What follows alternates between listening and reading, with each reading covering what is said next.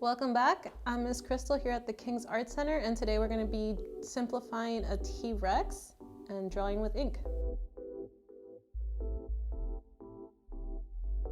So the materials you're going to need for this project is just going to be something to draw on. So I'm just using the normal printer paper. You could use mixed media paper. You need something to write with. So I have a pen, pencil, and a color pencil. We're going to be using ink today, so you could use a small brush. You can use a glass pen or any of these kind of dip pens. The ink I'm using today is India ink, and I just have some in this little small bottle.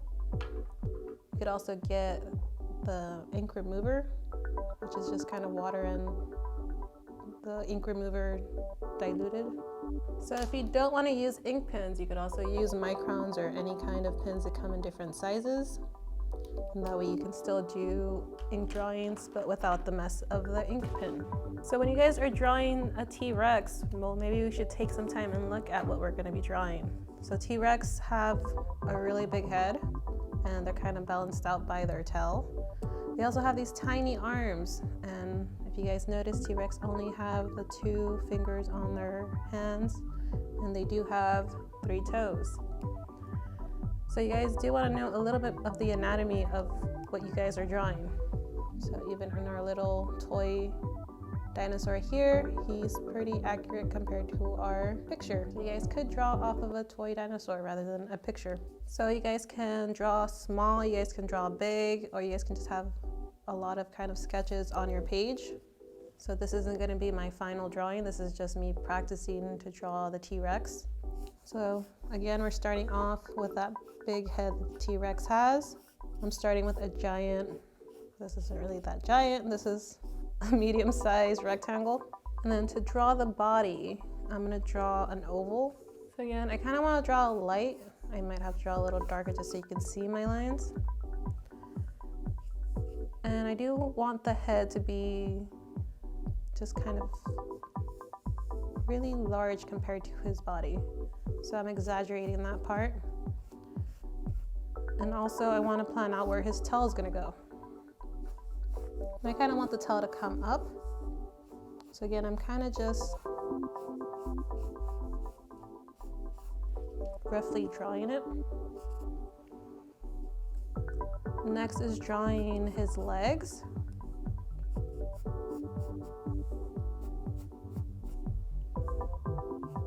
So you guys have to understand anatomy again, and here is his hip and his leg bone going down. So again, hip and then leg bone.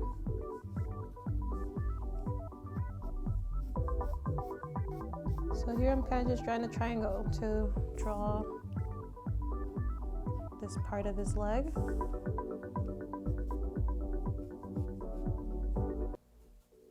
And then we do need to draw his 3 toes. And I can kind of box it off for now. So I'm drawing those with rectangles.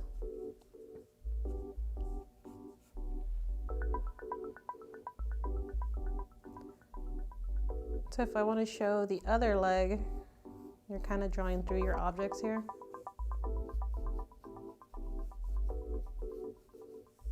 And maybe this leg comes further back, but it has to end higher.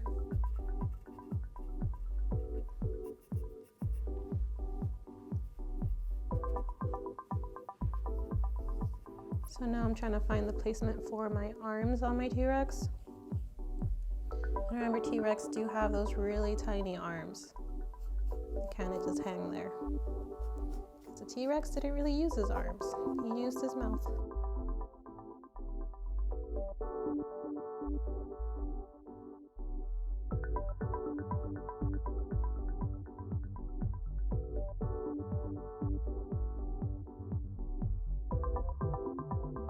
So when we draw the T-Rex head, we should probably pay attention to his face here.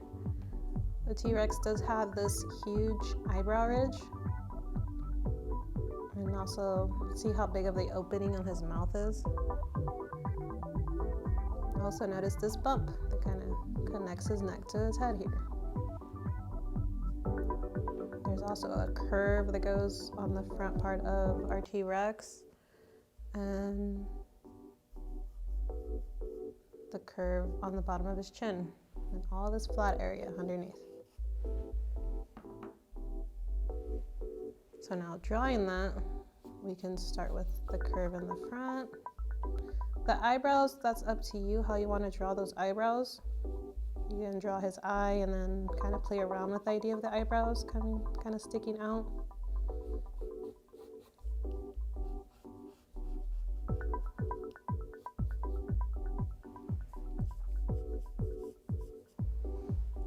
So also notice kind of like these lines or these curves creating his mouth. It's not just a straight line.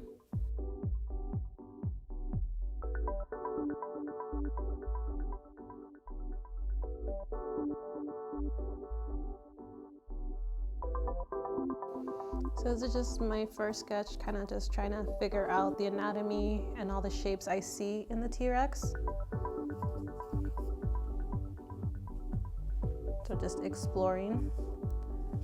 So I'm going to draw my T-Rex maybe a few more times. Maybe I want to adjust some parts of my design. Maybe we want to add the teeth and see how that would look like. Yeah, we can also add the claws.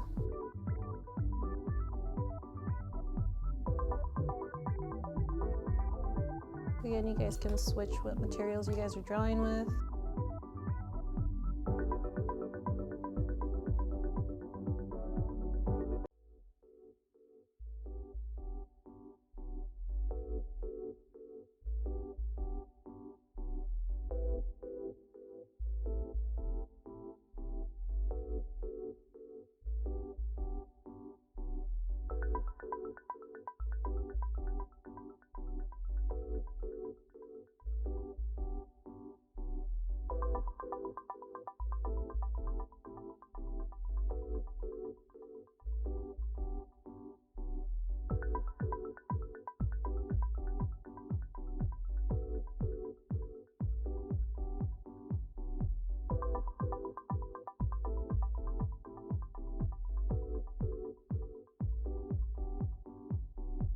So here's my second attempt at drawing the T-Rex on this piece of paper.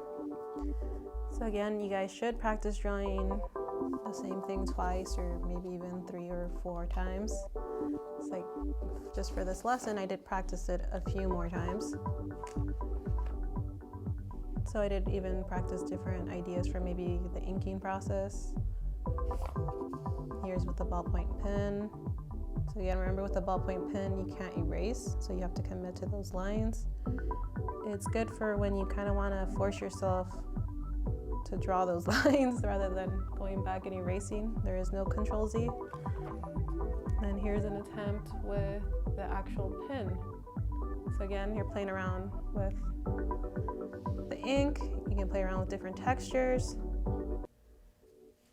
Here's an example drawn on linoleum. So each one of my versions is different. They all have things I like about them and I don't like about them. But again, it's good to practice even with different materials. Actually draw the T-Rex for inking. So kind of taking everything I've learned from my previous sketches and kind of putting them around me so I can remember what I liked about them. So again, remember to start off lightly. You guys don't want to have too strong lines or very strong lines that you can't erase or change. Especially when you guys are going to be working with ink, you want the ink to be the darkest thing on your page. But again, I'm starting off with my rectangle. Moving on to my oval. So I can kind of figure out the placement of the tail.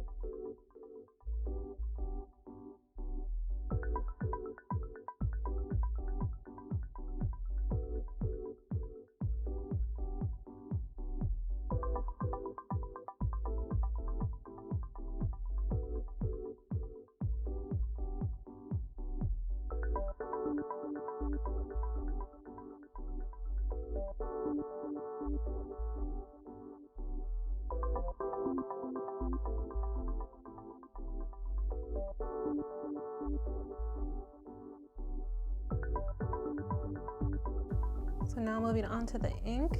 Before we start inking our dinosaur, I do want you guys to play around with the ink, just so you guys are familiar with what it does and what it can do if you use it incorrectly. Now, ink is pretty messy. It can get on your hands and then kind of get everywhere. So let's start off with this glass pen. Okay, so the little grooves on the glass layer collects the ink, and it's also what kind of helps you to not have to dip your pen as much. So with these glass pens, they tend to have just a one solid thickness, so it's like you get this thickness consistently, which is fine.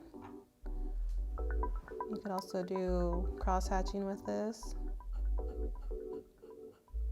You can do kind of like the dots, or I kind of like combining lines with dots. Any texture you guys can do with pencil or pens, you can recreate with these. So with the glass pen, you don't really have to worry too much about which direction your strokes go in, or kind of how much you push down. I mean, don't push down enough to break the pen, or also don't go over like the same area. Like if you're filling in an area with black, kind of don't stay there. You could end up ripping the paper just because it's absorbing a lot of ink. So with these, the only problem may be that you might have added too much ink and there's still maybe a drop on your pen and it could end up on your paper. So maybe just be aware of how much ink is on your pen. But this is the glass pen. Next, you guys have this dip pen is more of the common one you see maybe at the art store too. So these things come out. When you guys clean your pen, you should probably store it detached, not attached, because you could end up with having rust and then you're never going to remove that nib. So with this one, the ink is also kind of stored on the tip. With this one, you kind of have to hold it at an angle for it to actually write, and you can end up with different thicknesses in your lines. You can have a really thick one and then kind of end up with thinner lines.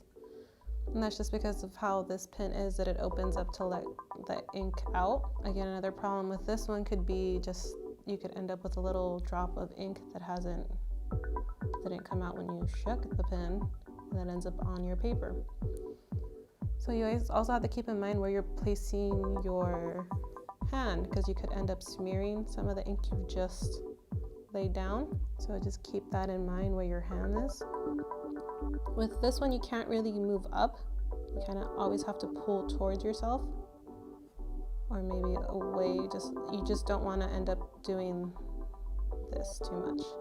You could do it, just don't break the nib is my only thing.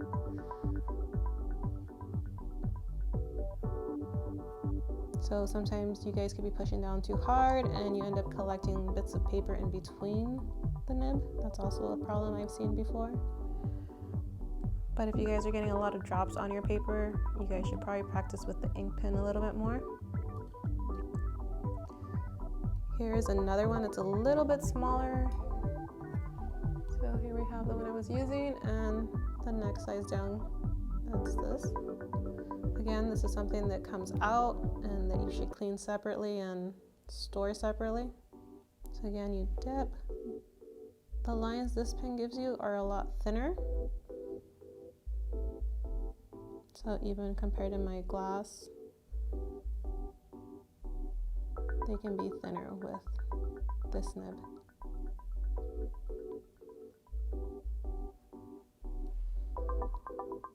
So the problems I've seen with this nib is the angle. I've seen people try to kind of hold them up straight, or the ink doesn't come out and then kids think they're broken. Pen nibs aren't broken.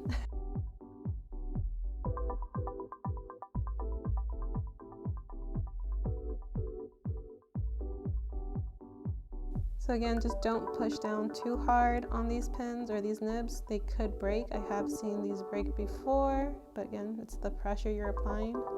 If you're hearing a noise, which I don't think I can make the pin make that sound, it's sometimes like a screeching sound, you're pushing down too hard. And you can risk breaking that little bit of the tip that the pin has. So don't push down too hard. If you guys can see, I am still pulling the lines towards me. You can curve them, but pull towards you. So starting on my T-Rex, I'm gonna do my outline and kind of just all the lines I drew that I wanna keep. You guys don't always have to trace over your lines perfectly. Again, it doesn't have to be perfect. You guys are practicing. If this is the first time you're using ink, be patient with yourself, or maybe draw other things that are a little more easier to go around. But if you're just having fun with it, that's fine too.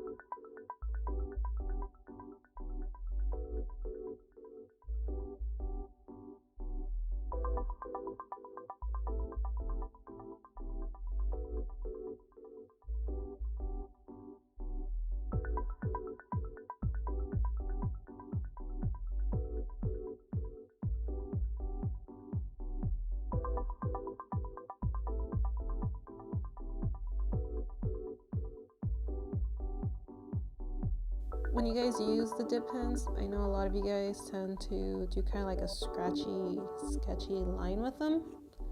That's fine if that's the style you're going for. But if you're trying to go for nice, clean lines, you can kind of just get your line as smooth as possible. And if you need to go over it, just try to, or continue your line, just trying to line yourself back up and keep going. If you ever want to darken an area or make your line, like your line weight a little darker, just go over that line a few times. That also helps increase.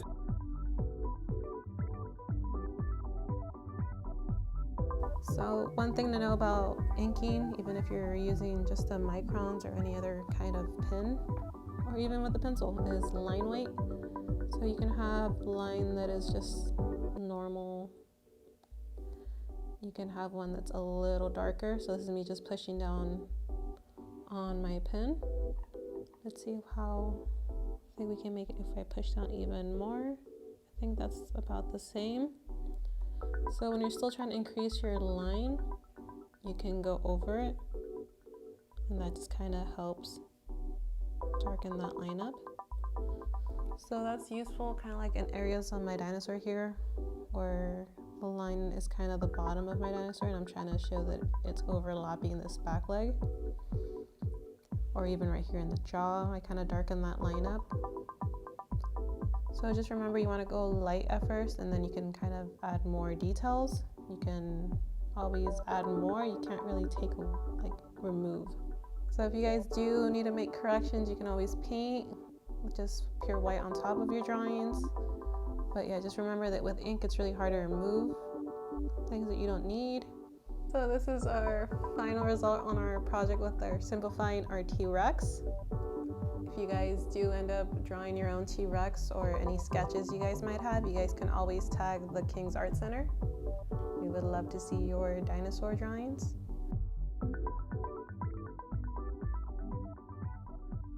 Thank you guys for watching our video today, and I hope I get to see you guys again soon. Bye.